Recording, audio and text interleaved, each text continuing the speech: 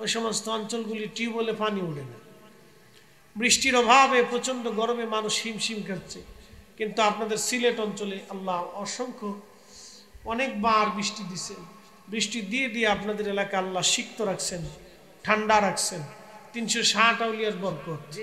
কথা কন ঠিক না বেঠে? সিন্নি খাইছি মোল্লা সিন্নি। এখন কে মানুক আর না মানুক ও সাথে আমাদের কিছু যায় আসে না। আল্লাহর ওলিদের কারণে সারা বাংলাদেশে যখন গরমে মানুষ অতিষ্ঠ, তখন সিলেট অঞ্চল আল্লাহ ঠান্ডা বানিয়ে রাখছে। একসাথে আল্লাহু আকবার বলবেন না? আল্লাহু আকবার। এদিকে আমাদের গুণে না ওলিদের গুণে? ওলিদের গুণে। কারণ আমরা যে পরিমাণে অপরাধ করি, বৃষ্টি আসা তো দূরের কথা, পাথর আসার কথা। কথা ঠিক কিনা? কয়েকদিন আগে খবরে দেখলাম একজন র্যাব অফিসার একটা বর্ণনা দিতে যায় তিনি কেঁদে ফেললেন। একটা শিশু ধর্ষিত হয়েছে এবং মার্ডার হয়েছে। আপনি একটু চিন্তা করেন তো, একটা ছোট্ট বাচ্চা মাসুম ছোট্ট শিশু একজন ধর্ষকের কাছে অসহায়, এবং সে ধর্ষিতই হচ্ছে না, সে মার্ডার হচ্ছে। এ মানব জাতি কতটা নিকৃষ্ট হলে যে একটা ছোট্ট বাচ্চাকে এর সাথে জুলুম করতে পারে, যা কুকুর, বিড়াল, শিয়াল, কুত্তা, বাঘ, ভাল্লুক, বন্য প্রাণী যারা হিংস্র, যাদের আকল নাই, জ্ঞান নাই, সেই প্রাণীরাও পর্যন্ত আল্লাহর আইনের বাহিরে যাইয়া তারা তাদের ছোট্ট শাবকের সাথে এই ধরনের কার্যকলাপ করে না, যেটা মানুষ করেছে। এর অর্থ হচ্ছে আল্লাহর বৃষ্টি আসার কথা না, পাথর আসার কথা ছিল। কিন্তু শুধুমাত্র জমিনের মাটির নিচে আল্লাহর কিছু ওলি আছে এবং মাটির উপরে কিছু ওলি থাকে। আর আল্লাহ রসুলের একটা দোয়া ছিল, আল্লাহকে তার রসুল ইন্তেকালের আগে ওয়াদা করেছেন, হে রব আপনি আমার সাথে ওয়াদা করেন, আমার উম্মতকে আপনি গজব দিয়ে, দুর্ভিক্ষ দিয়ে, আযাব দিয়ে সমূলে ধ্বংস করে দিবেন না। আল্লাহ ওয়াদা করে বলেন, হাবিব আমি আল্লাহ ওয়াদা করলাম আপনার উম্মতকে দুর্ভিক্ষ দিয়ে, আযাব দিয়ে, গজব দিয়ে আমি একসাথে ধ্বংস করে দিব না, আমি একসাথে একবারে মেরে ফেলে বিস্মার করে দিব না, আমি আল্লাহ ওয়াদা করলাম। এই জন্য এই উম্মত যত গুনাহ করুক আল্লাহ দয়া করে দয়ার নজরে তাকায়। ওই নবীর কারণে, সেই রসুলের ইজ্জতের দিকে তাকাইয়া সে নবীর ঈদ মিলাদুন নবীর মাহফিল আমরা বলছি। যারা বেদাত আর বেদাতের দোহাই দিয়ে এই মিলাদুন নবীর মাহফিল যারা বন্ধ করতে চায়, নবীর শান মানে যাদের খারাপ লাগে, অনীহা প্রকাশ করে, আমি মনে করি ওরা মানুষই হতে পারে। মুসলমান পরে আসে কথা কৃষ্ণ বাবা দাঁত কো ইন্দুরি লেগেছে, আচ্ছা ঠিক আছে, খুব মনোযোগ এই বিষয়টা আমাদেরকে বুঝতে হবে। শুধু একটা দোয়া, একটা ওয়াদা আল্লাহ করেছেন, নাহলে যে কাজ এই মানুষ জাতি করে, আকাশ থেকে বৃষ্টি আসা তো দূরের কথা, পাথর আসার কথা ছিল। ঠিক আছে না? পাথর আসার কথা। প্রিয় উপস্থিতি, আপনি একটু চিন্তা করেন তো, আমার বিষয়ে ছেলেরা দিয়েছে হযরত বেলালের জীবনী এবং কারবালার ঘটনা, কোনটা কেমন? কিন্তু ওরা পোলাপান বুঝে না, আমাদেরকে বিষয় দিতে হয় না। আমরা যারা বক্তা, আমরা সব বিষয়ে আল্লাহ আমরা নলেজ দিছি, এটা আল্লাহ দিছে আর কি। শোনেন, আমাদের চাইতে জানলেওয়ালা কিন্তু লোক অনেক আছে, কিন্তু বলতে পারে না। মানে এটা একটা ক্যাপাসিটি, এটা আল্লাহ প্রদত্ত জিনিস। আমি এক হুজুরের কাছে বুখারী, সহিহ মুসলিম, বিভিন্ন হাদিসের কিতাব পড়াইতেন। আমাদের মাদ্রাসায় বুড়া মুহাদ্দিস বলতেন, 40 বছর একটা না উনি হাদিস পড়াইছেন। তো হুজুর অনেক বড় জায়ীদ এবং জয়ীফ আলেম ছিলেন, খুব বৃদ্ধ আলেম ছিলেন। তো উনি যখন হাদিস পড়াইতেন তো মনে হইতো যে কোরআনের হাফেজ, কোরআন শরীফ পড়তেছে, এই ধরনের ইয়া ছিল ওনার সামনে। মাদ্রাসার বড় আলেমরা যারা প্রিন্সিপাল, ভাইস প্রিন্সিপাল, ওনারা হাদিস পড়তে সাহস করতে না, হুজুরের সামনে ডর করে, ভয় করে যে কোনটা ধরে বসবে। তো অনেক বড় আলেম ছিল, তা আমার খুব আদর করতেন। আমি ছোটকাল থেকে এরকম ওয়াজ নসিহত টুকটাক পারি আর কি, গজল টজল গাই, মিষ্টি মিষ্টি কথা কই। তো হুজুর মাঝে মধ্যে আমার বলতো, মনু বরিশাল বাড়ি ছিল, এমনু তুমি এমনি মিষ্টি মিষ্টি কথা কেমনে কও? আমি বলি, হুজুর এই আল্লাহ আপনারে দিছে আমরারে এই কোরআন কিতাব হাদিস বুখারি এগুলো শেখানোর জন্য, আর আমরারে আল্লাহ দিছে পাবলিকের ওয়াজ শোনানোর লাগে।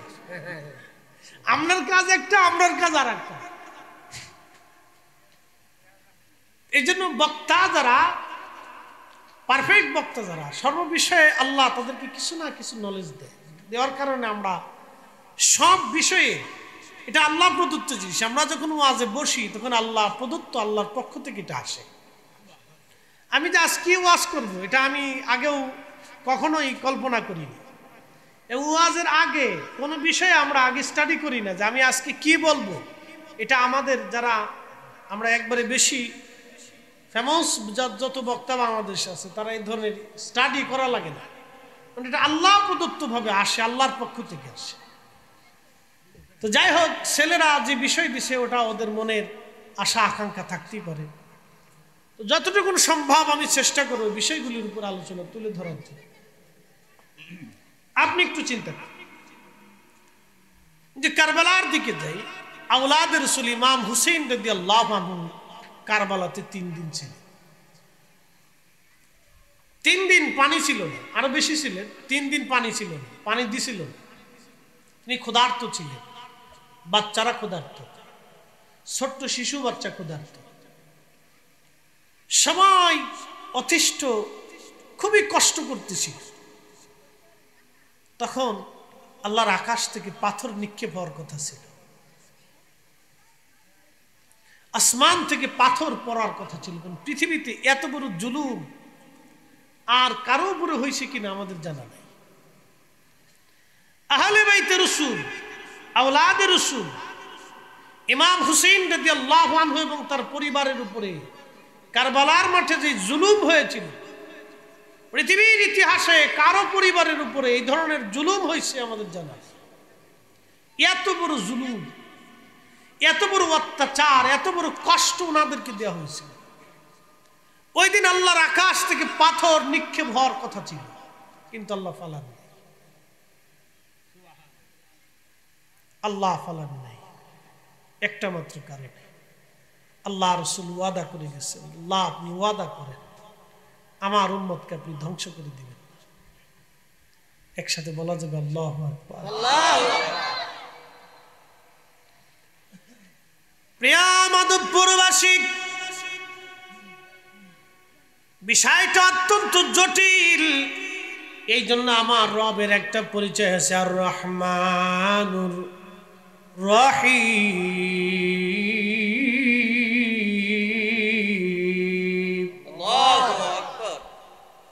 অনেক দামি নাম এই 2টা নাম। বিসমিল্লাতে আল্লাহ 3টা নাম দিলেন, আল্লাহু রহমানুর রহিম। এই 3টা নাম যদি খোদার না থাকতো, তামাম সৃষ্টির মধ্যে কোনো অস্তিত্ব বলে কিছু থাকতো না। এই যে পৃথিবী দেখেন, এই পৃথিবীটা শুধু বসবাস উপযোগী, তাছাড়া যত গ্রহ উপগ্রহ আছে কোনোটাই বসবাস উপযোগী না। আমাদের উপরে চাঁদ আছে, বসবাস করার সুযোগ নাই। সূর্য আছে, বসবাস করার সুযোগ নেই। আরো গ্রহ উপগ্রহ আছে, বসবাস করার উপযোগী আল্লাহ বানান নাই। শুধু বসবাস উপযোগী পৃথিবীটাকে আল্লাহ বানাইলেন।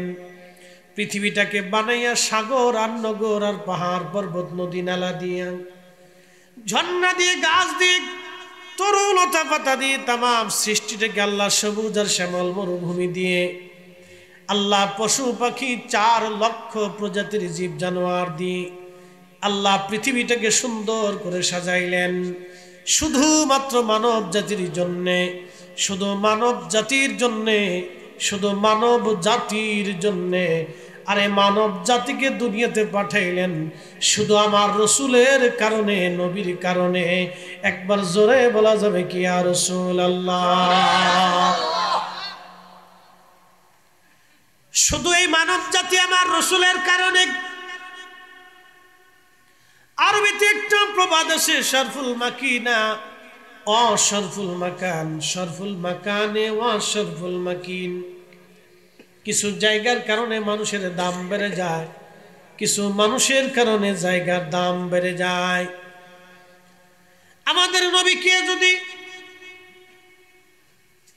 আমাদের রাসূলকে যদি আল্লাহ রাব্বুল আলামিন জিন জাতির মধ্যে পাঠাইতেন, তাহলে মানব জাতির 4 পয়সা মূল্য ছিল না। আমাদেরকে যদি রব্বুল আলামিন এই আমাদের নবীকে যদি আল্লাহ ফেরেশতা জাতির মধ্যে পাঠাইতেন, তাহলে মানব জাতির 4 পয়সা মূল্য ছিল না। আমাদের নবীকে আল্লাহ শুধুমাত্র মানব জাতির মধ্যে পাঠানোর কারণে এই মানব জাতির দাম আমার আল্লাহ বহু গুণে বাড়ায় দিলেন। একবার জোরে বলা যাবে কি সুবহানাল্লাহ?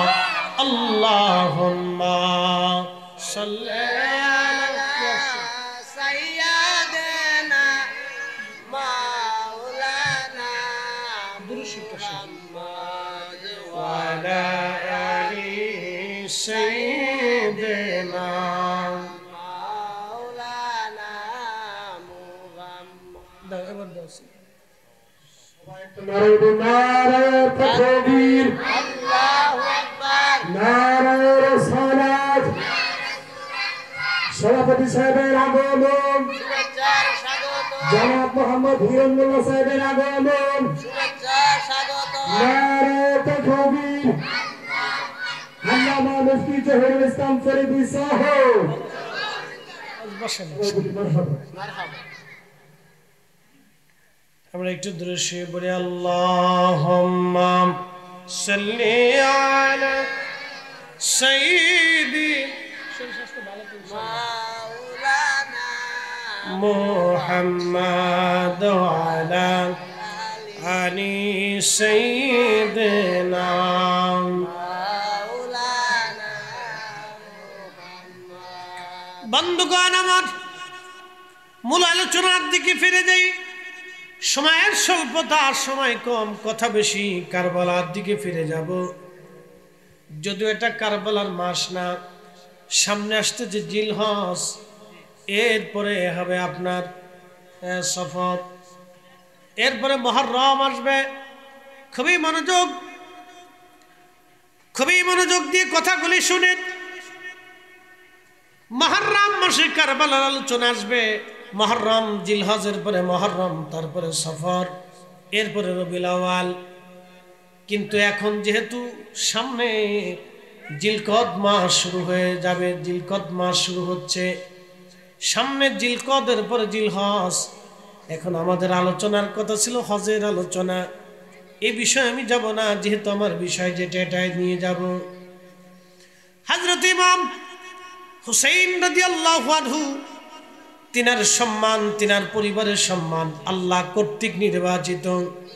আল্লাহ নিজে বলেছেন, ইন্নামা ইউরিদুল্লাহু লিউযহিবা আনকুমুর রিজসা আহলাল বাইতি ওয়া ইউতাহহিরাকুম তাতহীরা।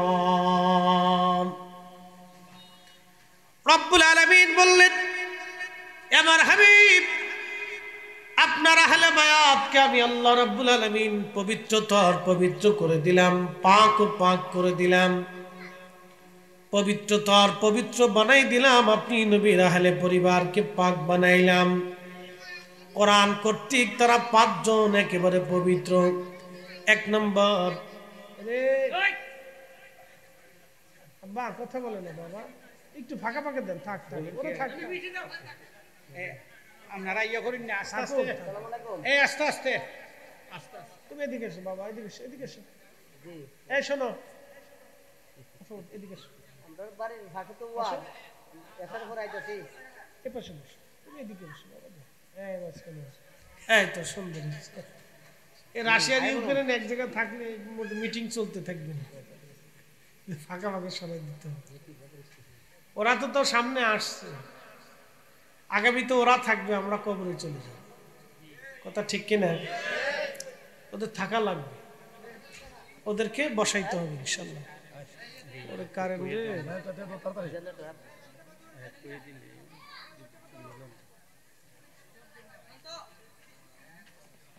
অবস্থা ভালো লাগছে।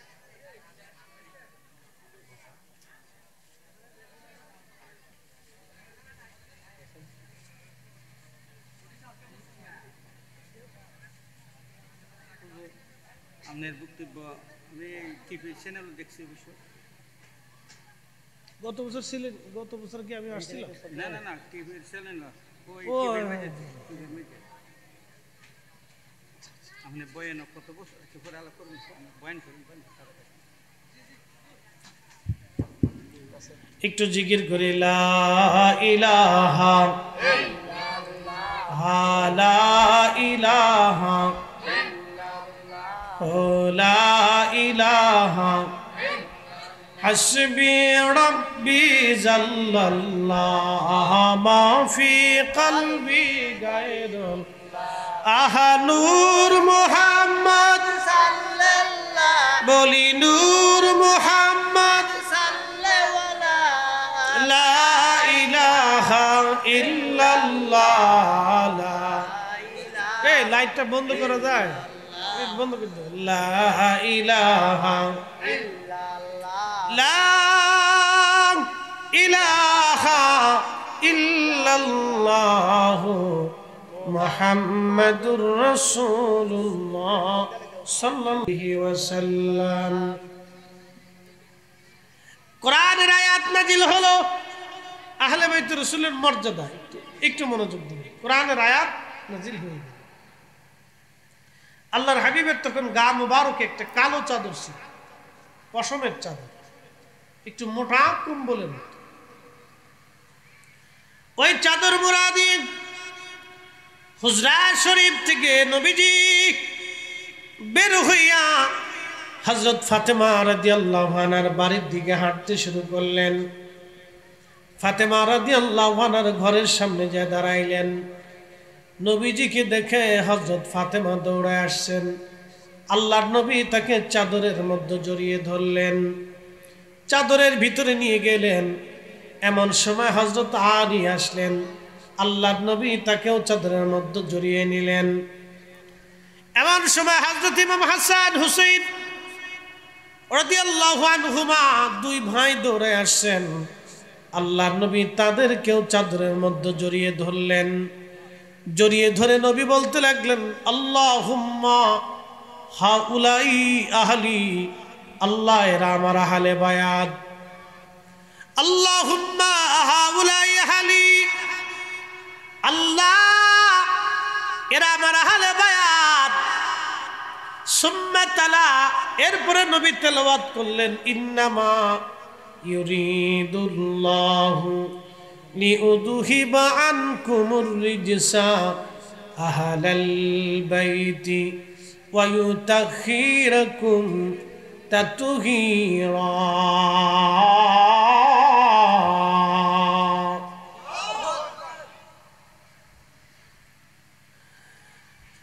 আল্লাহ পাক ডাক দিয়ে বলতেছে, হাবিব, আমি আল্লাহ নিশ্চয় আমি আপনার আহলকে পবিত্র করে দিয়েছি, পাক ও সাফ আমি আল্লাহ করে দিয়েছি। মনোযোগ দিবেন, কথা খুবই পরিষ্কার। 1 নম্বরে নবীজি, 2 নম্বরে ফাতেমা, 3 নম্বরে আলী, 4 নম্বর ও 5 নম্বরে হাসান হুসাইন রিদওয়ানুল্লাহি তাআলা আলাইহিম আজমাইন। এই 5 জন ব্যক্তি আল্লাহ কর্তৃক পবিত্র, আল্লাহ কর্তৃক তারা পবিত্র, আল্লাহ কর্তৃক তাইয়্যিব এবং তাহের আল্লাহ বানায় দিলেন তাদেরকে। এই 5 জনের এই পরিবার থেকে খাস আহলে বাইতে খাস বলা হয়। আহলে বাইত আম, প্রিয় নবীর অন্যান্য পরিবারের সদস্য যারা আছেন তারাও আহলে বাইতের সদস্য, কিন্তু এই 5 জনকে আল্লাহ একবারে খাসভাবে নির্বাচন করলেন। মনোযোগ দিয়ে কথাগুলি শুনবেন। হযরতে ইমাম আহমদ ইবনে হাম্বল তিনি তিনার কিতাব মুসনাদ আহমদে এবং আল্লামা ইমাম ইবনে কাসির তিনার কিতাব আল বেদায় ওয়ান নেহার মধ্যে একটা কওল, একটা ঘটনা তিনি লেখেন। হযরত আলী রাদিয়াল্লাহু তাআলা আনহু তিনি সিরিয়ার দিকে রওনা করেছেন যুদ্ধের জন্য তিনি সেনাবাহিনী নিয়ে রওনা। বর্তমান যে কারবালা, এই কারবালাতে ইমাম হুসেন শহীদ যেখানে হন, এই রাস্তা দিয়ে উনি যাওয়ার সময় লোকদেরকে জিজ্ঞেস করলেন, হে লোকেরা, এই জায়গার নাম কি? লোকেরা বলল, আমিরুল মুমিনিন, এই জায়গার নাম হচ্ছে কারবালা। ওই কারবালাতে একটা বিশেষ ধরনের গাছ ছিল, ওই গাছের নাম হলো হানজাল গাছ। গাছের নাম বলা হতো হানজাল। এই বিশেষ গাছ হানজাল গাছ দেখে হযরত আলী রাদিয়াল্লাহু আনহু তিনি সওয়ারি থেকে নামলেন, ঘোড়ার পিঠ থেকে তিনি নামলেন, নেমে ওই হানজাল গাছের পাশে গেলেন। গাছের পাশে জায়গা হযরত আলী রাদিয়াল্লাহু আনহু ওইখানে যায় নামাজ বিছাইয়া তিনি নামাজ পড়া শুরু করে দিলেন। নামাজ পড়িয়া হযরত আলী দুইটা হাত বাড়াই দিয়ে চোখের পানি ছেড়ে দিয়ে কাঁদতে শুরু করলেন, দোয়া করতে লাগলেন। আহা, ও মাধবপুরবাসী শুনে যান, যখন নামাজ শেষ হয়ে গেল, দোয়া শেষ হয়ে গেল, সাহাবায়ে কেরাম এবং তিনার মুজাহিদ সৈন্যবাহিনী যারা ছিলেন জিজ্ঞেস করলেন, ইয়া আমিরুল মুমিনিন, একটা বিষয় আজ আমরা বুঝলাম না, এই কারবালা প্রান্তরে হানজাল গাছের পাশে আপনি কেন নামাজ আদায় করলেন, আর কেন এইখানে আপনি দোয়া করলেন এবং চোখের পানি ফেলে কাঁদলেন? কি দোয়া আপনি করলেন? কেন দোয়া করলেন? কিসের নামাজ আপনি হানজাল গাছের পাশে পড়লেন? বিষয়টা কি খোলাসা করবেন? আমিরুল মুমিনিন হযরত আলী রাদিয়াল্লাহু আনহু ডাক দেয়া বলে, সাথীরা, আমার সঙ্গীরা, তোমরা শুনে রাখো, এই ময়দানে আমার হুসাইন সহ আমার পরিবারের লোকজন নির্মমভাবে শহীদ হয়ে যাবে। আমি যে হানজাল গাছের পাশে নামাজ পড়েছি, এইখানে আমার হুসাইন শহীদ হবে, আমার হুসাইনের সাথী যারা তারা শহীদ হবে।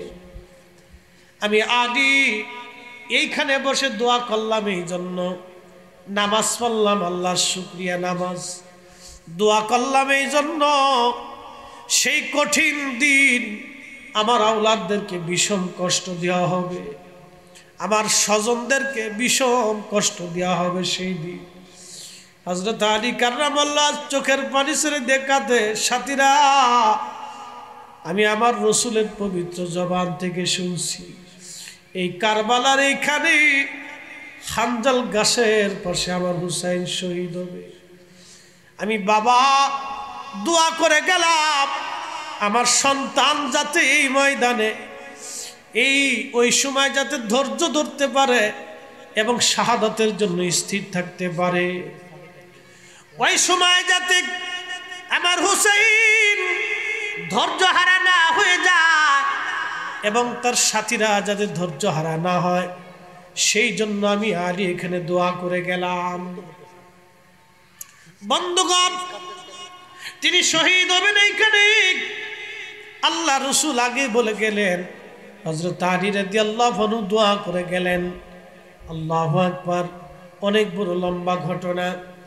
হযরত আলী রাদিয়াল্লাহু আনহু শহীদ হয়ে গেলেন। ওনাকে যারা শহীদ করলো তারা খারিজির নাম ছিল আব্দুর রহমান মুলজিম। আব্দুর রহমান কোনো খ্রিস্টানের নাম হয় না, কোনো ইহুদির নাম হয় না, কোনো বৌদ্ধ বা হিন্দু অথবা কোনো শিখের নাম হয় না। আব্দুর রহমান নাম হয় মুসলমানের। কপালের মধ্যে তার সেজদার চিহ্ন ছিল। কোন সেজদার চিহ্নটাকে আমি খারাপ বলতেছি না, কিন্তু আব্দুর রহমানের কপালের মধ্যে সেজদার চিহ্ন ছিল। মাথায় সবসময় পাগড়ি সে ব্যবহার করত, গায়ের মধ্যে লম্বা জুব্বা ছিল, তার চেহারাও সুদর্শন ছিল, দাড়িও বেশ বড় বড় লম্বা লম্বা দাড়ি ছিল।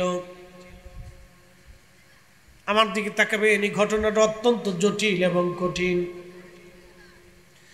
ইমাম হুসাইন শহীদ হবে, নবী বলে গেলেন হযরত আলী কারবালাতে হানজাল গাছের পাশে তিনি নামাজ পড়ে আওলাদে রসুলের জন্য দোয়া করে গেলেন, যাতে হুসাইন কারবালায় ধৈর্য ধরতে পারে।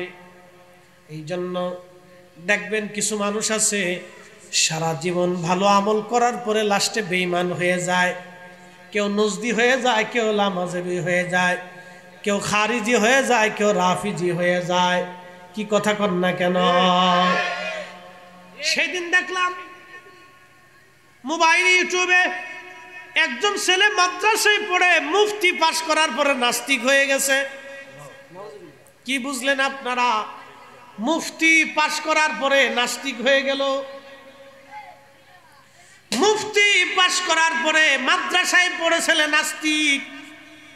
আবার কত নাস্তিক তওবা করে ভালো হয়ে গেল। কি কথা কন না কেন? ঠিক কিনা? কত নাস্তিক তওবা করে ভালো হয়ে গেল, কত ভালো নাস্তিক হয়ে গেল।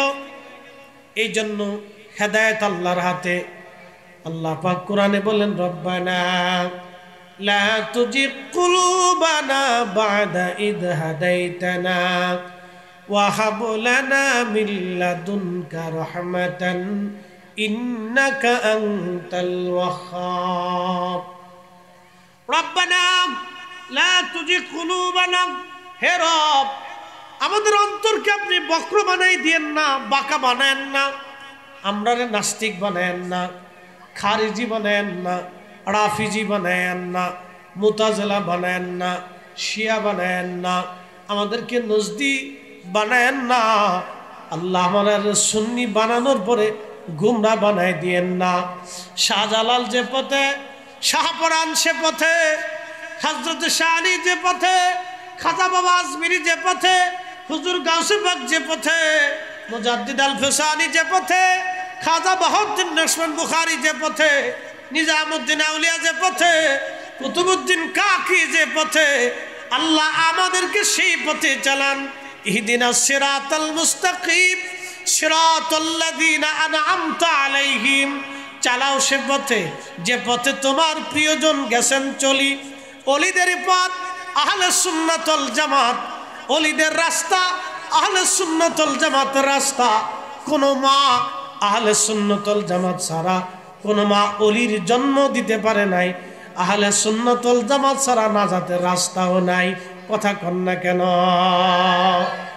আহলে সুন্নাত ওয়াল জামাত ছাড়া নাজাতের কোন রাস্তা, একসাথে বলেন, রাস্তা নাই। এই আকীদা ছাড়া রাস্তা নেই।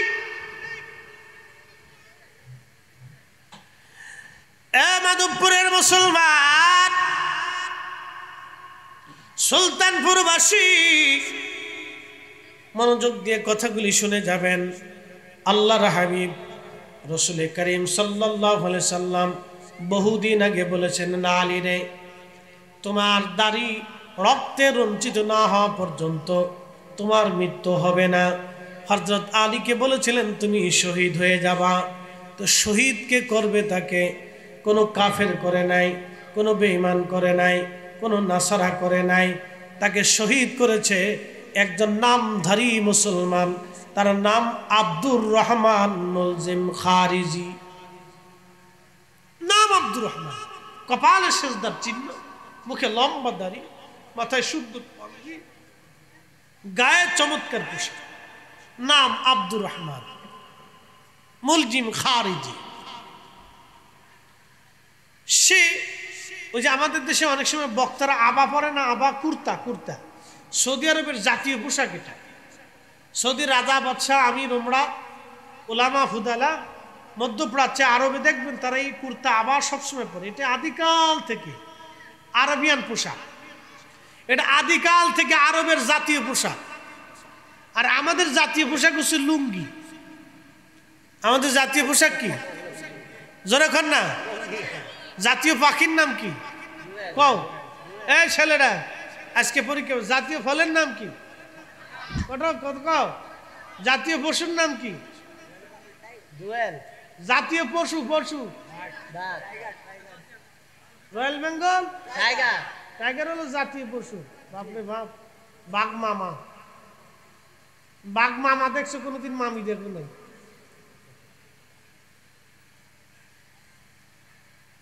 সৌদি আরবের জাতীয় পোশাক হচ্ছে জুব্বা, আবা। এটা আদিকালের পোশাক। আর আমাদের দেশের নারীদের জাতীয় পোশাক হচ্ছে কাপড়। ঠিক আছে না? কিন্তু এখন আর কাপড় পরে না, এখন প্যান্ট পরা ধরছে। এই কথা কইস না বলাবার, কি পরে? জিন্সের প্যান্ট পরে, বেডিরা জিন্সের প্যান্ট পরে, মাইয়েরা। তাহলে নারী জাতি বাঙালি তার সংস্কৃতি হারিয়ে ফেলতেছে, পোশাক তো হারাইতেছে, বেড়াকে পোশাক। তা আমরা যদি প্যান্ট নিছে, গেঞ্জি নিছে, শার্ট নিছে, তো লুঙ্গিটা নিল না কেন? তোরা জাঙ্গিটা নিয়ে যা, লুঙ্গিটা লয়ে যা। আগামী কাল থেকে ওর আগামী থেকে লুঙ্গি পরা উচিত, তো লুঙ্গি পরে ঘুরে যা। শোনেন, এগুলি এক ধরনের অসুস্থতা, কথা কর না কেন? এগুলি এক ধরনের কি অসুস্থতা। নারী নারীর পোশাক পরবে, পুরুষ পুরুষের পোশাক পরবে। ছাগলের যদি বাঘের রঙ, এটা কেমন দেখা যায়? ছাগলের রং ছাগলের গায়ে থাকবে, বাঘের রং বাঘের গায়ে থাকবে। পুরুষের পোশাক পুরুষের গায়ে থাকবে, নারীর পোশাক নারীর গায়ে থাকবে। নারী যদি পুরুষের পোশাক নিয়ে টানাটানি করে তো তো মুশকিল। তাহলে বোঝা গেল কিয়ামতের আলামত চলতেছে, দুনিয়ার বেশি দিন থাকবে না, অবস্থা খুব ভয়াবহ। এই আবা কুর্তা, এটা সৌদি আরবের মধ্যপ্রাচ্যের জাতীয় পোশাক। প্রিয় উপস্থিতি, আলোচনা কোথায় রাখছিলাম মনে আছে? আব্দুর রহমান মুলজিম খারিজি, সে আবা গায়ে দিত, কিন্তু আবার নিচে কোমরের ভিতরে সে একটা ছুরি রাখতো, একটা তলোয়ার রাখতো, ছোট্ট তলোয়ার, দুই পাশের ধারালো, দুই পাশে ধারালো একটা ছুরি সবসময় সে সাথে রাখতো। উদ্দেশ্য একটা, হযরত আলীকে সে শহীদ করে দিবে। সুযোগ বুঝে একদিন নামাজের কাতারে দাঁড়ায় গেল। হযরত আলী রাদিয়াল্লাহু আনহু নামাজ পড়তে লাগলেন। রুকুতে সেজদাতে যাওয়ার পরে এই আব্দুর রহমান ছুরি বের করে ওনার মাথা মুবারকে কর্ণের গোড়াতে বারবার অনেকগুলি আঘাত করলেন। কেটে ফেটে রক্ত পড়তে লাগলো। হযরত আলী রাদিয়াল্লাহু আনহু মসজিদের মধ্যে পড়ে গেলেন। রক্তক্ষরণ চলল একাধারে 3 দিন, রক্ত বন্ধ করা গেল না। রক্ত একবারে শুভ্র দাড়িগুলি ভিজে ভিজে পড়তে লাগলো টপ টপ করে। হযরত আলী রাদিয়াল্লাহু আনহু আহত হয়ে গেলেন। 3 দিন রক্ত বন্ধ করা গেল না, রক্ত বের হতেই লাগলো তার। একটা পর্যায়ে 3 দিন পরে তিনি শহীদ হয়ে যাবেন। এমন সময় লোকেরা যাইয়া আমিরুল মুমিনিন হযরত আলী রাদিয়াল্লাহু আনহুর কাছে যা বলেন, আমিরুল মুমিনিন, আপনি যদি হুকুম দেন তাহলে আব্দুর রহমান মুলজিম খারিজিকে আমরা হত্যা করে ফেলব। এই আমার দিকে তাকান, এখানে একটা অনেক বড় এহসান আছে, অনেক বড় শিক্ষা আছে আমাদের এখানে। উনি আহত, বিছানায়, রক্তক্ষরণ চলতেছে, ক্ষত দিয়ে রক্ত বের হচ্ছে, কোনো ওষুধে ওনার রক্ত বন্ধ করা যাচ্ছে না। ছুরিটা এতই মারাত্মক ছিল, তীক্ষ্ণ ধারালো ছিল, গভীর কর্ণের ভিতর দিয়ে একেবারে ঢুরের ভিতরে গভীর আঘাতটা পৌঁছে গেল। কোনো মতেই ওনার রক্ত বন্ধ করা যাচ্ছে না। দাড়ি বেয়ে বেয়ে রক্ত পড়তে লাগলো, ফোটে ফোটে ফোটে ফোটে রক্ত পড়ে পড়ে রক্ত নিঃশেষ। হযরত আলী রাদিয়াল্লাহু আনহু নিস্তেজ হতে লাগলেন। এইভাবে 3 দিন তিনি আহত। ইন্তেকালের আগে লোকেরা এসে বলল, আমিরুল মুমিনিন, আপনি অনুমতি দিলে আমরা আব্দুর রহমানকে হত্যা করে ফেলবো। হযরত আলী রাদিয়াল্লাহু আনহু বললেন, ও আমার সাথীরা, শুনে রাখো, আল্লাহর বিধান অনুযায়ী আমি যদি মৃত্যুবরণ করি, শহীদ হয়ে যাই, তাহলে তাকে হত্যা করা যাবে। আর আমি যদি মৃত্যু না হই, শহীদ না হই, তাহলে তাকে হত্যা করা যাবে না। তোমরা আগে তাকে হত্যা করতে পারো না। হ্যাঁ, আমি যদি বেঁচে যাই তাহলে তাকে হত্যা করা যাবে না, আর আমি যদি মরে যাই তাহলে তাকে হত্যা করা যাবে। একটু চিন্তা করেন তো, ইন্তেকালের সময়ও এই কঠিন মুহূর্তে একজন আমিরুল মুমিনিন ন্যায় বিচার করতেছে। একসাথে বলবেন না আল্লাহু আকবার? না না, হয় না, আরো জোরে বলেন, আরো জোরে, আরো জোরে। এই সময়ও মুসলিম মিল্লাতের আমির, আমিরুল মুমিনিন, খলিফাতুল মুসলিমিন হযরত আলী ন্যায় বিচারের কতটা আধার হলে, কতটা উন্নত মমশির হলে এই কঠিন আহত অবস্থায় তার শত্রুকে, প্রাণের দুশ্মনকে পর্যন্ত হত্যা করার অনুমতি দেন নাই। তিনি বলেছেন আমি যদি শহীদ হই তাহলে হত্যা করা যাবে, বৈধ হবে, আর আমি যদি শহীদ না হই তাহলে তাকে হত্যা করা বৈধ হবে না। আল্লাহর আইনের প্রতি কতটা শ্রদ্ধাশীল হলে, আল্লাহর আইনের প্রতি কতটা মাথা নত করলে সে আল্লাহর আইনটাকে খলিফাতুল মুসলিমিন নিজের জীবনে বাস্তবায়ন করে দেখাই দিয়ে গেছে।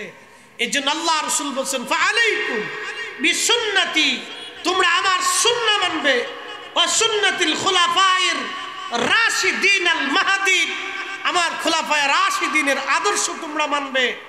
শুধু আমাকেই মানবে না, আমার পরে খুলাফায়ে রাশিদিনের সুন্নাহ আদর্শকে তোমরা মেনে চলবে। আজকে ওরা কারা? হযরত ওমর, হযরত উসমান, হযরত আলী, সাহাবে আজমাইন, খুলাফায়ে রাশিদিনের জামানাতে 20 রাকাত তারাবির পরেও আজকে যারা 8 রাকাত বানিয়ে ফেলেছে, এই সব কয়টা হচ্ছে নামাজ চোর, ইহুদির দালাল।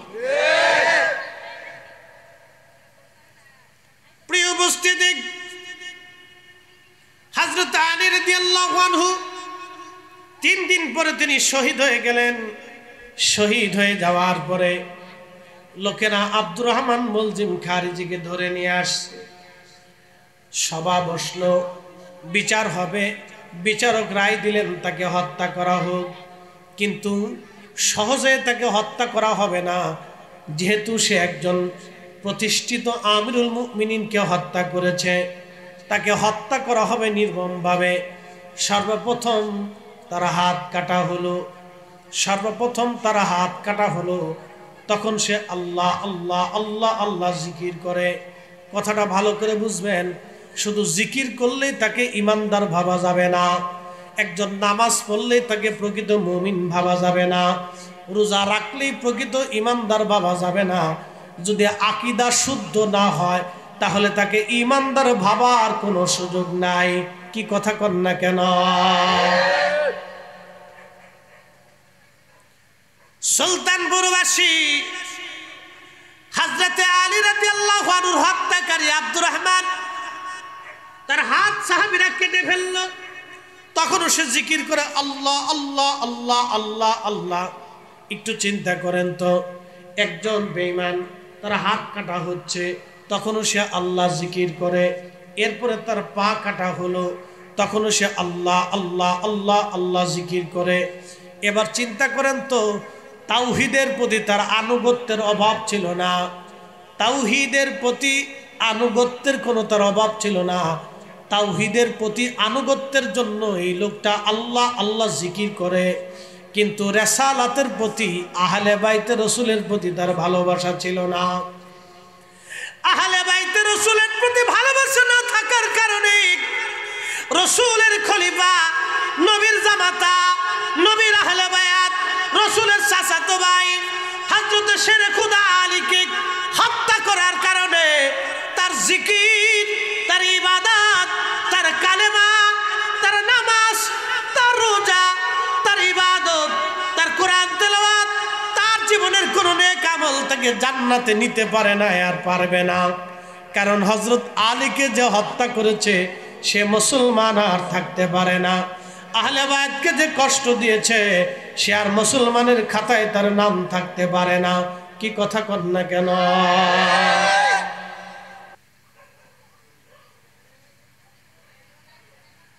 সে জিকির করতেছে আল্লাহ আল্লাহ আল্লাহ আল্লাহ, হাত কাটছে তখনও জিকির করে আল্লাহ আল্লাহ আল্লাহ আল্লাহ, পা কাটছে তখনও জিকির করে আল্লাহ আল্লাহ আল্লাহ আল্লাহ,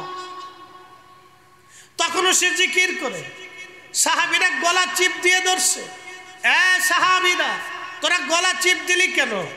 ও তার চোখ উঠিয়ে ফেলা হলো। চোখ উঠি, চোখের চোখটা গোশতের সাথে ঝুলতেছিল, তখনও সে আল্লাহ আল্লাহ জিকির করে। কি বুঝলেন? তখনও সে আল্লাহ আল্লাহ জিকির করে। তার নাম আব্দুর রহমান মুলজিম খারিজি, হযরতে আলী রাদিয়াল্লাহু আনহুর হত্যাকারী। এই লোকটা তখনও জিকির করে আল্লাহ আল্লাহ আল্লাহ আল্লাহ।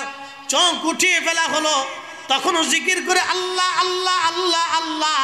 তার জিকির থেকে জান্নাতে নিতে পারে নাই, তার ইবাদত থেকে জান্নাতে নিতে পারে নাই, তার কালেমা থেকে জান্নাতে নিতে পারে নাই, কারণ সে হযরত আলীকে হত্যা করেছিল। হযরত আলীকে হত্যা করেছিল। হযরত ইমাম হুসাইনকে যারা হত্যা করলো তাদের কালেমা তাদেরকে জান্নাতে নিতে পারে নাই। কি কথা কন না কেন? তাদের কালেমা তাদেরকে জান্নাতে নিতে পারে নাই, আর জান্নাতে নিতে পারবে না। মাধবপুরবাসী খুবই মনোযোগ দিয়ে কথাগুলি শুনে যান। হযরত আলী রাদিয়াল্লাহু আনহুর হত্যাকারী আব্দুর রহমান মুলজিম খারিজির চোখ উঠানোর পরে তখন সে আল্লাহ আল্লাহ আল্লাহ, এরপরে সাহাবীরা তার গলা চিপ দিয়ে ধরল। তখন ডাক দে বলে, সাহাবীরা তোরা আমার গলা চিপ দিলি কেন? বলে, তোরা আমরা তোর জিহ্বা কেটে ফেলবো। বলে, তোরা আমার পা কেটেছো, হাত কেটেছো, চোখ উঠিয়েছো, তোমরা কি দেখো না আমি আল্লাহর জিকির করতেছি, তোরা আমার জিহ্বা কেন কাটবি? তখন সাহাবীরা বলল, বেটা হযরত আলীকে হত্যা করে তুই কার জিকির করিস, কিসের জিকির? তখন সে ডাক দিয়ে বলল, আমি আলীরে মারি নাই, আমি আলী নামক একজন কাফেরকে মেরেছি। আপনারা বলেন, হযরত আলীকে যে ব্যক্তি কাফের মনে করে সে কি আর মুসলমান থাকতে পারে? আহলে বাইত রাসূলের সাথে যারা দুশমনি করেছিল তারা খারিজি। সাহাবায়ে কেরামের সাথে যারা দুশমনি করেছে তারা শিয়া। আর আমার রাসূলের ইজ্জতের বিরুদ্ধে যারা দুশমনি করে ওরা নজদি, ওরা ওয়াহাবি। কথা কর না কেন? পরিচয় আছে না? কথা কর না কেন? পরিচয় আছে নি? পরিচয় আছে। আর যারা সাহাবীদেরকে ভালোবাসে, আহলে বাইত রাসূলকে ঈমানের মহব্বত করে এবং আল্লাহর ওলিদেরকে হৃদয় থেকে মহব্বত করে এবং আল্লাহর ওলিদের পথে মতে চলে এবং মাযহাব মানে, তারা হচ্ছে সুন্নি, আহলে সুন্নাত ওয়াল জামাত। তারা সুন্নি মুসলমান, তারা সুন্নি মুসলমান।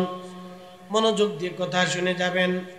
হযরত আলী রাদিয়াল্লাহু আনহু হত্যাকারী আব্দুর রহমান মুলজিম খারিজিকে হত্যা করা হলো। দেখেন তার জিকির, তার নামাজ, তার কালেমা, তার রোজা, তার হজ, তার যাকাত তাকে জান্নাতে নিতে পারে নাই, কারণ আহলে বাইত রাসূলের সঙ্গে সে দুশমনি করেছে। আহলে বাইত রাসূলের সঙ্গে দুশমনি করেছে। খলিফাতুল মুসলিমিন হযরত আলীর সঙ্গে দুশমনি রাখার কারণে তার কোনো ইবাদত আল্লাহ কবুল করে নাই, কোনো ইবাদত দিয়ে সে আল্লাহর জান্নাতে যেতে পারে নাই। মাধবপুরবাসী, হযরত ইমাম হুসাইন রাদিয়াল্লাহু আনহু কারবালায় 22,000 সৈন্য সামনে দাঁড়ানো। আমার দিকে কথাগুলি শুনে যাবেন। 22,000 সৈন্য সামনে দাঁড়ানো। 22,000-এর মধ্যে একজন খ্রিস্টান নাই, একজন ইহুদি নাই, একজন শিখ নাই, একজন হিন্দু নাই, একজন বৌদ্ধ নাই, একজন নাস্তিক নাই। 22,000-এর মধ্যে সবাই কালমা পড়নে বলা মুসলমান ছিল। আর যিনি 22,000-এর প্রধান সেনাপতি যিনি ছিলেন তার নাম আমর বিন সাদ। তার পরিচয়টা দিয়ে যায়, তিনি এমন একজন সাহাবীর ছেলে ছিলেন, দুনিয়ার থেকে যে সাহাবী জান্নাতের সার্টিফিকেট পেয়েছেন, এ সাহাবীর নাম সাদ বিন আবি ওয়াক্কাস। আবু বকর ফিল জান্নাতি, ওমর ফিল জান্নাতি, ওসমান ফিল জান্নাতি, আলী ফিল জান্নাতি, তালহা ফিল জান্নাতি, জুবাইর ফিল জান্নাতি, আব্দুর রহমান ইবনে আউফ ফিল জান্নাতি, সাদ বিন আবি ওয়াক্কাস ফিল জান্নাতি, সাইদ ইবনে জুবাইর ফিল জান্নাতি, আব্দুর রহমান ইবনে আউফ ফিল জান্নাতি, আবু উবাইদা ইবনে জাররা ফিল জান্নাতি। 10 জন সাহাবী জান্নাতি। এই 10 জনের একজনের নাম সাদ বিন আবি ওয়াক্কাস রাদিয়াল্লাহু আনহু। তিনি তখন ইন্তেকাল করেছিলেন। তার ছেলের নাম আমর। এই আমর হলো কারবালার প্রধান সেনাপতি। ইয়াজিদের পক্ষে টাকার কাছে, ক্ষমতার কাছে মানুষের ঈমান বিক্রি হয়, যেটা বর্তমানে মধ্যপ্রাচ্যের ডলারের কাছে আমার দেশের কিছু মাথা মোটা শায়েকরা বিক্রি হয়ে গেছে। ইসরায়েল যখন ফিলিস্তিনিদেরকে হত্যা করে তখন তারা মুখ বুঝে মুখের মধ্যে আঠা মেরে বসে থাকে। তারা ইসরায়েলের পক্ষ মনে মনে নেয়। মনে রাখবেন আপনারা, ওই যে দাজ্জাল পৃথিবীতে আসবে, দাজ্জালের প্রথম কাতারের সৈনিক হবে 70,000 ইহুদি আর ইহুদিদের সাপোর্টার হবে সুফিয়ানি বাহিনী। সুফিয়ানি বাহিনী কোনো কাফের বাহিনী হবে না, তারা মুসলিমদের মধ্যে হবে। মুসলমানদের মধ্যে লক্ষ লক্ষ মুসলমান এই যে দাজ্জালের পক্ষ নিবে, ইহুদিদের পক্ষ নিবে। যারা মুসলমানদের মধ্যে ইহুদিদের পক্ষ নিবে, ফিলিস্তিনের বিরুদ্ধে যারা দাঁড়াবে, বাজান ওরা কোনোদিনও মুসলমানের বন্ধু হতে পারে না, ওরা সবকটা মুসলমানের দুশ্মন। কথা কন না কেন?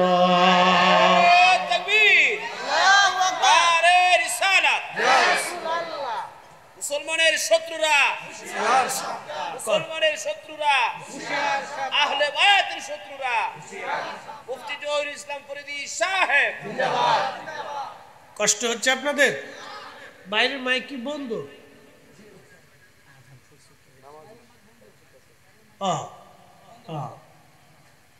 বাইরে নামাজ শুনতেছে। আচ্ছা চলুন, খুব মনোযোগ দিবে। এগুলো সূত্র, a square plus b square বুঝতে হবে আমাদেরকে, বোঝাটা আমাদের জন্য জরুরি। আমর বিন সাদ টাকা ক্ষমতার জন্য আহলে বাইতে রসুলের বিরুদ্ধে আজকে অস্ত্র নিয়ে দাঁড়িয়ে গেছে। 22,000 সৈন্যের তিনি এই ব্রিগেডের যিনি প্রধান, সেনা প্রধান, আজকে কারে মারতে আসছে? যার নানা ইমানের ফাউন্ডেশন।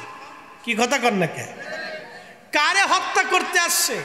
যার নানা হাতে হাউজে কাউসারের পানি। কারে মারতে আসছে? যার নানার হাতে মাকামে মাহমুদ। যার কাকে মারতে আসছে? যার নানার হাতে জান্নাতের চাবি।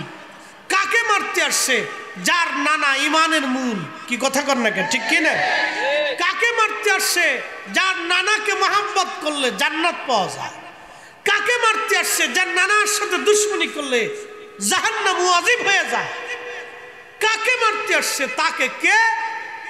যিনি মারতে আসছেন তিনি এমন একজন সাহাবীর ছেলে, যে সাহাবী দুনিয়া থেকে জান্নাতের সার্টিফিকেট নিয়ে চলে গেছে।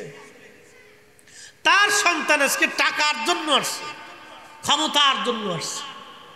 বুঝতে পারছেন? বুঝে যাবেন, ক্ষমতা টাকার জন্য। বুঝে যান, টাকা ও ক্ষমতার জন্য আজকে আসছে সে আহলে বাইত রাসূলের বিরুদ্ধে দুশমনী করার জন্য। হযরত ইমাম হুসাইন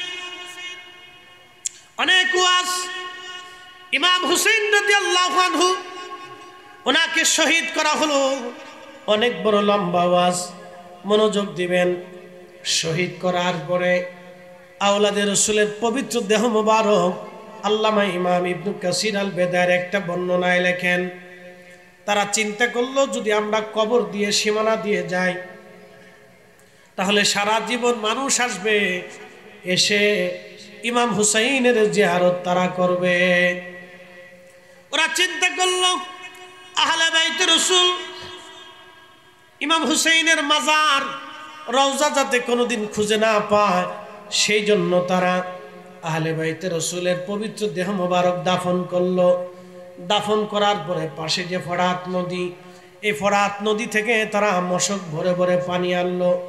পানি এনে সারা কারবালার ময়দান পানি দিয়ে দিয়ে দিয়ে দিয়ে একবারে তারা সমান করে দিল। কোন জায়গা কবরের চিহ্ন পর্যন্ত হারায় গেল। ইতিহাসের সবচেয়ে কঠিন ঘৃণিত কাজ কারবালাতে ইয়াজিদ বাহিনী করেছিল। কিন্তু আজকে যারা বুকে হাত বেঁধে নামাজ পড়ে, ওই যে মধ্যপ্রাচ্যে সৌদি আরবে ইয়াজিদের নামে মাদ্রাসা হয়। আচ্ছা আপনারা বলেন, ইয়াজিদের নামের মাদ্রাসায় যদি কেউ পড়ে তাহলে এটা কি পড়া পড়লো? এবার আপনারা নিজেরাই বুঝেন। ইয়াজিদ ইবনে মুআবিয়া নামে সৌদি আরবে মাদ্রাসা হয়েছে। মনোযোগ দিয়ে, ইয়াজিদের নামে মাদ্রাসা হয়েছে। এই যে আমাদের দেশে যারা বুকে হাত বেঁধে নামাজ পড়ে, এরা মুহররম মাস আসলে প্রত্যেক মসজিদে ইয়াজিদের বন্দনা গায়। তারা বলে তিনি একেবারে নির্দোষ ছিলেন এবং বিরাট বড় বুজুর্গ ছিলেন। নাউজুবিল্লাহ, কি আসতে হবে না জোরে হবে? যারা ইয়াজিদকে 1450 বছর পরে বাঁচাইতে চায় তারা সবকটা আল্লাহ রসুলের দুশ্মন। আসতে বলেন কেন, জোরে বলেন না ডর লাগছে? সবকটা আল্লাহ রসুলের দুশমন। মনোযোগ দেন। এরা আবার আপনারা এসে সহিহ হাদিসের দোহাই দিয়ে শিরিকের মাসলা দিবে। মিলাদুন নবীর তো পুরাটাই তারা শিরিক বেদাত বলিয়ে বন্ধ করে দেওয়ার জন্য উঠে পড়ে লাগছে। আমার দিকে তাকাবেন, সময় সংক্ষিপ্ত, মূল্যবান কথা। তো হযরতে রাসূল করিম সাল্লাল্লাহু আলাইহি সাল্লামের আহলে বাইত আওলাদে রাসূলের পবিত্র দেহ মাটিতে দাফন করে তারা সারা কারবালাতে পানি এনে ঢেলে ঢেলে পানি দিয়ে একবারে মাটিকে সমান করে দিল। তো কবরের আর কোনো চিহ্ন নেই। মরুভূমির বেদুইন পল্লীতে যারা থাকে তাদেরকে আঞ্চলিক ভাষায় বধু বলা হয়। একজন বেদুইন বধু, তিনি শুনতে পারছেন ইমাম হুসাইন রাদিয়াল্লাহু আনহু কারবালায় শহীদ। ইশকে রাসূলের তাড়না সহ্য করতে না পেরে সুদূর মরুভূমি থেকে দৌড়ায়া কারবালায় যখন আসছে, তখন আর কারবালায় কোনো চিহ্ন নাই। ওই ইয়াজিদি বাহিনী চলে গেছে কুফাতে। কারবালার লোকজনকে জিজ্ঞেস করল, হে লোকেরা, তোমরা বলো আমার হুসাইনের পবিত্র মাজার কোথায় আছে? আমি তো তারে দেখতে পারলাম না, অন্তত জিয়ারত করে মনের প্রশান্তি নিভায়ে যায়। আহা, কারবালার বাসী ডাক দে বলো, বধূ, তার মাজার যে কোথায় আছে আমরা কেউ বলতে পারবো না। কারণ হলো তার মাজার মাটির সাথে মিশিয়ে দিয়া পানি ঢেলে দিয়ে তারা নিশ্চিহ্ন করে দিয়ে গেছে। কোন স্থানে শনাক্ত করা আমাদের পক্ষে কোনো মতেই সম্ভব না। ঠিক তখন বেদুইনের চিন্তা হলো, আহা, আমার আহলে বাইত রাসূল ইমাম হুসাইন জান্নাতি মানুষ। আমার রাসূল বলছেন, আল হাসানু ওয়াল হুসাইনু সাইয়্যিদা শাবাবি আহলিল জান্নাহ। আমার হাসান আর হুসাইন দুইজন জান্নাতের যুবকদের সর্দার। অবশ্যই তারা জান্নাতি। তারা যেখানে ঘুমায় সেখান থেকে জান্নাতের ঘিরান আসবে। একসাথে বলবেন আল্লাহু আকবার। অবশ্যই তারা যেখানে ঘুমায় ওখান থেকে জান্নাতের ঘিরান আসবে, ঘিরান পাওয়া যাবে। হযরত আহলে বাইত রাসূল ইমাম হুসাইন রাদিয়াল্লাহু তাআলা আনহু বাজার নামাজ যখন এই বেদুইন সারা কারবালার ময়দান ঘুরে ঘুরে মাটি নেয়, মাটিগুলি নাকের কাছে নিয়ে দেখে কোন মাটির ভিতর থেকে জান্নাতের ঘিরান আসে। সারা কারবালার ময়দান তন্ন তন্ন করে মাটিগুলি নিতে লাগলো। এই বেদুইন মাটিগুলি নিয়ে যখন ইমাম হুসাইন রাদিয়াল্লাহু আনহুর মাজার বরাবর আসছে, ওইখান থেকে মাটি নিয়ে যখন নাকের কাছে ধরছে, তখনই আল্লাহর বেহেশতের ঘিরান ওই মাটির ভিতর থেকে ভেসে আসছে। বেদুইন রওজা মুবারকের পুরা অঞ্চল থেকে মাটি নিয়ে লক্ষ্য করলে এখান থেকে জান্নাতের ঘিরান আসে। জায়গাটা নির্বাচন করলো, বলল, হা, এখান থেকেই জান্নাতের ঘিরান আসে। এটাই আওলাদে রাসূল ইমামে মাকাম হুসাইন রাদিয়াল্লাহু আনহুর পবিত্র মাজার। এইখানেই তাকে সমাহিত করা হয়েছে। একবার জোরে বলা যাবে কি মারহাবা। আখেরি সালাম লন ওহে নানা জান, আপনার হুসাইন যায় কারবালার ময়দান, নানা কারবালার ময়দান। কারবালার ময়দানে যাইয়া দিব গলা কাটাইয়া, আর নায়া শিব ফিরে না নায়ার নায়া।